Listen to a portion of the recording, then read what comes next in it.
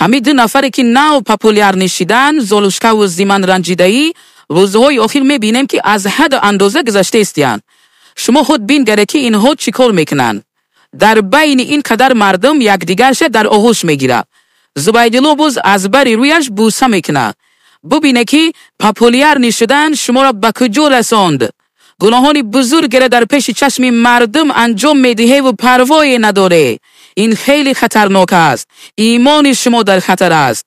شما با این کارتان بی‌حیایی رو در جامعه پهن میکنید. از الله نمیترسید؟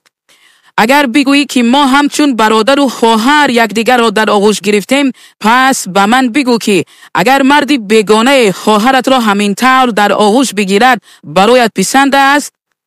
کنی غیرت و ناموس مسلمانیت، نخود تا همین درجه از دین و شریعت پروردگارتان دور شده باشد که حرام و ناجایز بودنی چنین کارهای بی‌حیایی را ندانید.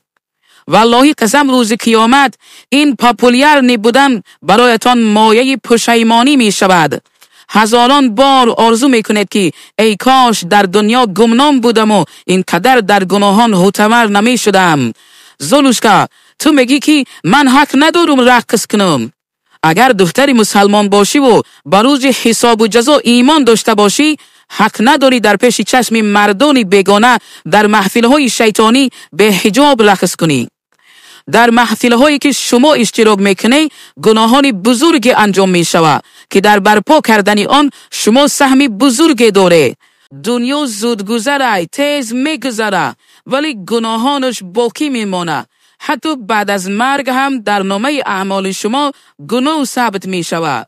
این را یقین بدونید. در آخر به هر دوی شما یک سوال: آیا این راهی که شما اختیار کرده اید الله از آن راضی است یا شیطان؟ به سوالم خوب فکر کنید. شاید راه نجات را انتخاب میکنید. مراد ما نصیحت بود و گفتیم، حوالت با خدا کردیم و رفتیم. و السلام علی من اتبع الهدی.